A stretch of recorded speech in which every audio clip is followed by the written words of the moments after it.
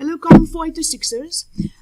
If you've been following the year schedule for COM486, you will know that August is support month for Assignment 2, because Assignment 2 is due on the 31st of August. So every week this month, for the first 3 weeks, I will be publishing a video like this one to cover different aspects of Assignment 2 to support you while you are finalizing your work.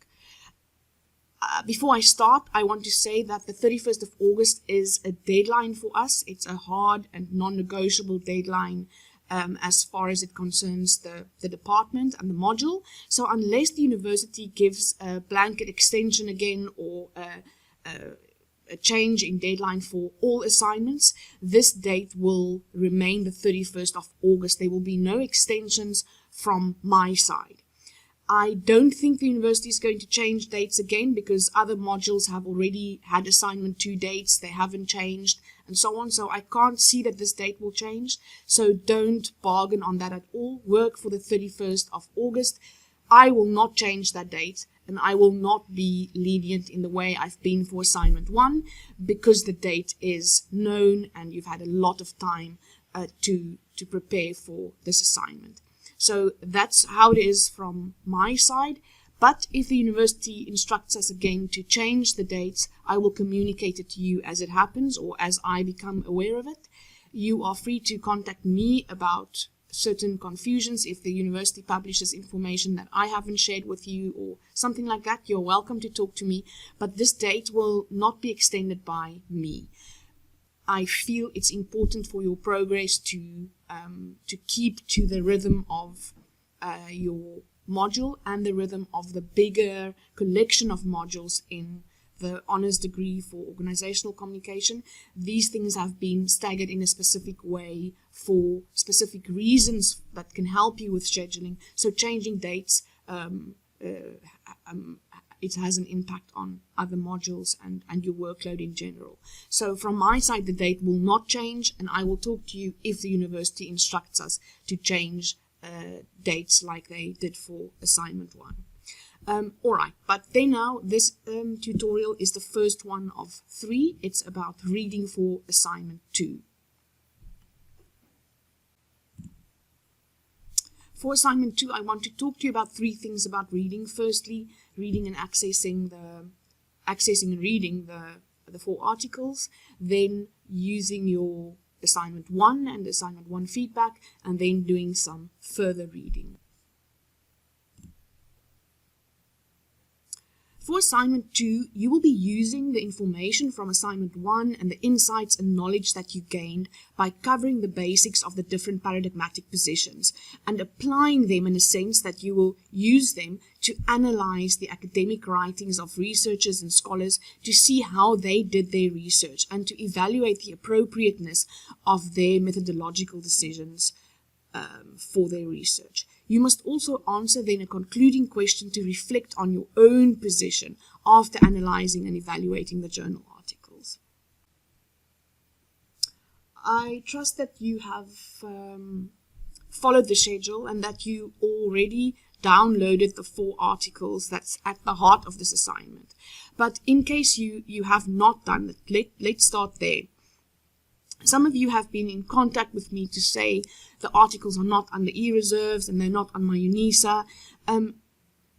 COM486, that is the idea of this assignment. Part of the process is that you must get to know how to find sources based on a reference you will find in a list of sources consulted or bibliography. You know that if I mark an assignment, maybe I've marked your Assignment 1, but if I mark an assignment, I check a number of your sources and references to see whether they are accurate and correctly indicated in your list of sources. When it's a source unknown to me, I will open that source, find it myself via your reference, and read what you have interpreted and referenced in your assignment. I also do the same thing for reading chapters of M&D students. Also when I read for my own research, I take up these references and search further and further to find the primary sources of those arguments. that's kind of one of the things that how it works in academic reading and writing. You see an interesting point that's made in an article, the author has a reference there, then you go down to the list of sources consulted, find the full reference, search for the article yourself, find the point that they have highlighted, read the argument made by the original author, and interpret that for your own writing. So it puts you kind of on a treasure hunt towards the primary source. And that is part of the exercise here, to find that source yourself. These 4 articles, though, they are not difficult to find. They are all available to you full text via the library. And there are even more than one way to search for them. Let me quickly show you some of the different ways in which they are listed and could be searched for. The first is through the library homepage. Let's look at what that looks like. Okay, so this is the library's landing page. Then, just here in the first search bar, put in the title of the article. You can also put in the author surnames or even the full reference, but sometimes the database the library uses, the search function, is not exactly the same as the full reference, so it's easier to use a section of it. So for this general search bar, I usually use the title, as that I find the easiest. So let's look at one of the ones you have to find. Okay, let's take the first one, Black Economic Empowerment, Progress in Advertising Industry in Cape Town, South Africa, by David van Heerden and Bell. I copy that title, I paste it here in the search bar, and let's see what happens. And there it is, the very first one on the search results is the one you are looking for, David van Heerden Bell. You can see the title is the same. Now you use these links on the right hand side to take you to some of the databases and places where you can search for the full text. Let's take the first one, Sabinet, and that brings you success already, because here it is, the article together with a downloadable PDF version. If you click on that, there's the full text for download to your own computer. Then another way to search for it is to use our LibGuide or library guide that Mr. Dawie Malan made and maintains for us specifically for communication science. So it's kind of our customized library page. And if you start all your searches there, you will probably have the easiest route to find them, because it's made for us, and it's Mr. Malan makes sure that the links are working and that the information is updated and so on. So that is a very good way. Let's see what that looks like. If I click through to the LibGuide, that is the home page of our LibGuide. There you will see Dawie Malan's email contact details, and he keeps a lot of things here that he thinks is relevant for us. You can also learn how to search by using these guideline documents, but what I want to show you is this Find eJournals one, because that is what we are doing. We know all of those for our journal articles, so we can search for them as eJournals. That is another little route. You can also find this route by navigating from the university's library homepage, but Dawie made it easy for us by putting it there. This search function is to search for the name of the journal itself. So if you look to the reference again, we see that is published in the Southern African Business Review. So that's the name of the journal, and that's what we are searching for here. If you paste that into the search bar, you will see here it's listed. Click through to it, and you need that tab, because what we are looking for is full text access, a downloadable document. The Sabinet you will see listed here, this is the one that we got the access from when we searched directly in the library search bar in the Encore catalog. So let's use EBSCO, another database that obviously keeps this journal, and see what we can find there. Now here EBSCO lists all the volumes and numbers of this journal that we have access to. And if you check the reference again, we are looking for volume 13, number 3 of this journal, and it's published in 2009. So first we go to 2009 and we see, oh, everything in 2009 was volume 13, and we are looking for volume 13, number 3. So that is the journal we are looking for. And here is a list of all the articles that was published in that specific volume and number of this publication. And there you will find Duffet, Van Heerden and Bell, the article we are looking for. Click on it, and again you will find the PDF available. A third way to do this is directly via Google Scholar. Now, Google Scholar has become so good in recent years. It even picks up, for me, that's how it works. I don't know how it works for you. I'm sure if you are signed in on the library, it will be the same for you. But Google Scholar even picks up some of the articles that I have access to via the UNISA library. Sometimes it doesn't work like that. I think it's the case for Munshi and Kurian's article on imperializing spin cycles. I think that's not directly linked, although I haven't checked it recently. But sometimes it works by just searching for the article you are looking for in here. Again, use the title. That I find a bit easier. You can search for the whole reference, but I only use the title. And there you find there's one only. It seems to have a PDF available. Let's click on it and see. It asks us to save the article before we can see what it looks like. I open it, and there you have it. Yet another way to find the PDF version. So if you have these 3 ways of looking for an article to start with, there's many ways to search for articles, many different pathways, directly through the UNISA library page, through the LibGuide, and even within the library's system, there's a number of ways to get to the same point. But if you have these 3 to start with, I'm sure you will find all 4 the articles that we need to access for assignment 2. If you are struggling, especially with some technical difficulty, contact Mr. Dawie Malan. He will be able to sort out if you have access problems or your logins doesn't work or something, he might be able to point you in the right direction. And he might be able to help you if you are struggling with a specific procedure. But he might refer you to a guideline document or ask you to do the search yourself before assisting you further. I will do the same thing. I'm happy to assist if you have a real problem, but I won't send you an article if you can still search for it yourself, if you have not exhausted all the options to get to it on your own, because it's an important part of this assignment. Now, reading the articles. So you've downloaded them, but where to start with your reading?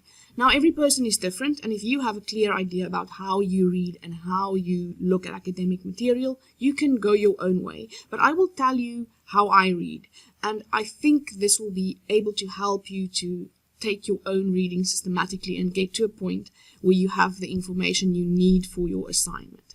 When I read, I first start my reading with general first read. I read an article from beginning to end for an overall view.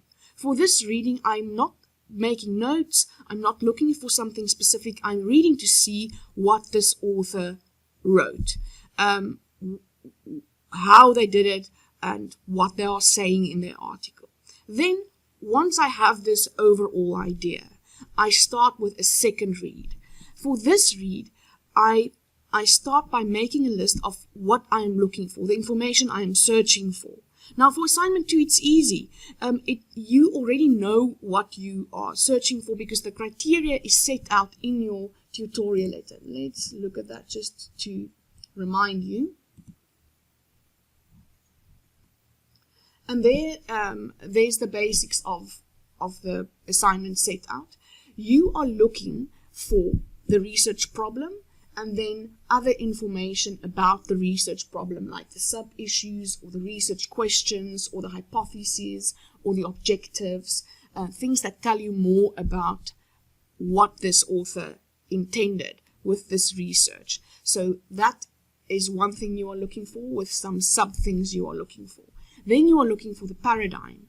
Maybe it will be explicitly said. The researcher might declare their paradigmatic position, or it might be implied in the way they treat their literature, in the way they approach the problem, in the way they argue their points. It might be implied and not specifically said, but you are searching for this paradigmatic position of the author or authors of the articles. You are also looking for the methodological approach and specific research methods used by each in each research project. Then you are looking even more specifically for the data collection and analysis techniques and procedures and so on. So that is essentially what you are looking for in your second read. But more than that, we are looking also to search for information about how suitable these choices are. Now, this evaluation will also depend on your understanding and your assignment 1 and the feedback on assignment 1 about what these paradigms are and what are regarded as suitable methods and suitable lines of argumentation and so on. But you can also search through the text with the second read by looking for clues in terms of the evaluation part of your assignment. So you must discuss to what extent the methodological approach is appropriate for the paradigmatic position, to what extent the paradigmatic position and the methods are appropriate for the specific problem that the authors address, and then how well the authors fared in terms of expressing their worldview, their methodological approach, and their research processes. So you have to evaluate each article based on those criteria. So you can also keep this in the back of your mind and search for specific ways in which they motivate their choices or clarify their position, because those motivations they use can also help you evaluate whether that is an appropriate motivation or not. So you can also search for those type of themes in the text as you read, not only for the basic information of problem, paradigm, methodological approach, and techniques. But good, that is what you start with a list of what you are looking for. Because this second read is a specific read to find the information you are looking for.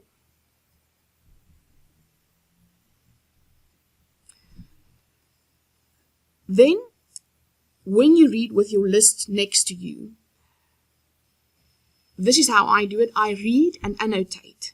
Now, annotation simply means that I make notes in the text itself, analysis type of notes. Usually I read on screen, but when we created this assignment a couple of years ago, I printed out the articles and annotated the hard copies. So what I'll show you now is an example of a scanned hard copy of what I mean when I say annotate. It's not complicated, it's just making notes basically. I'm not going to keep them on the screen for long because they are your articles.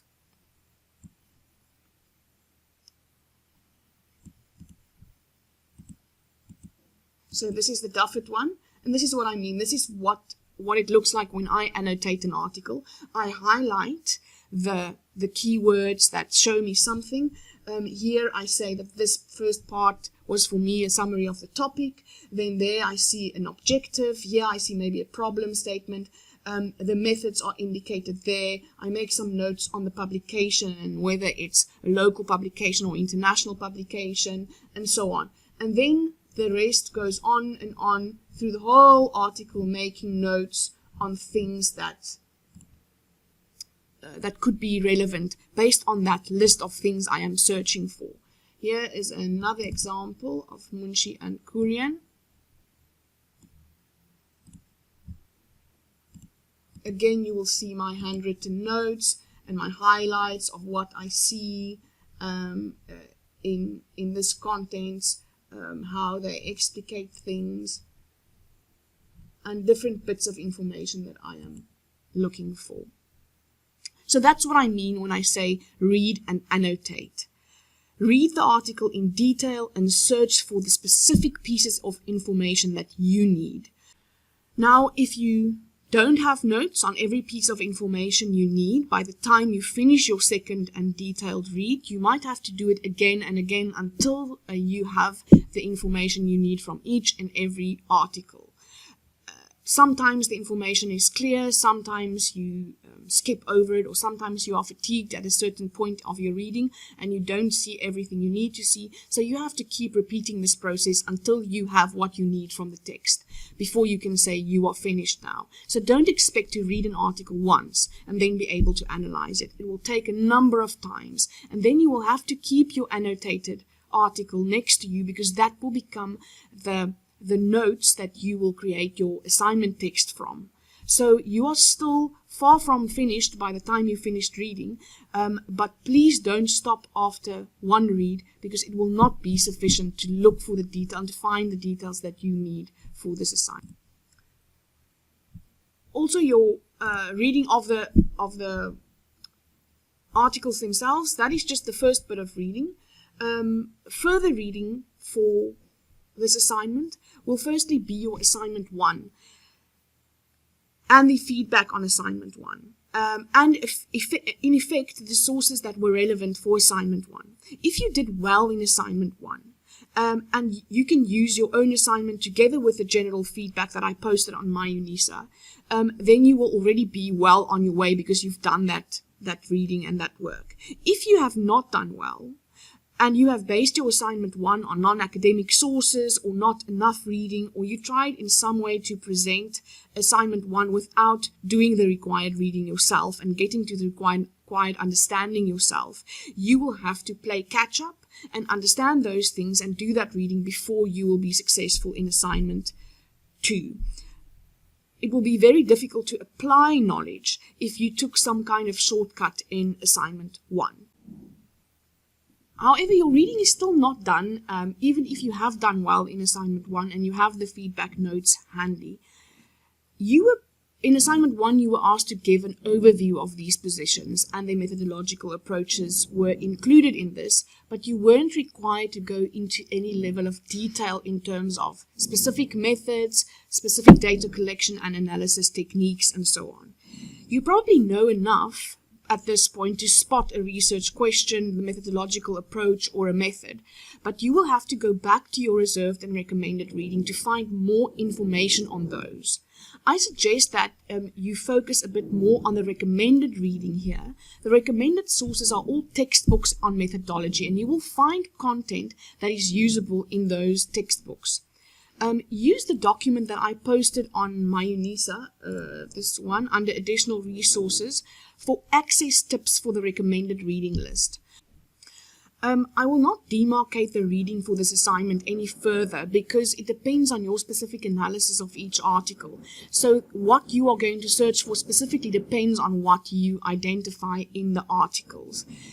But luckily, reading textbooks, it's much easier than reading research articles, and you have a lot of experience in reading textbooks already at this point of your studies, so it should be well within your reach to navigate the textbook content of the textbooks in your list of recommended reading.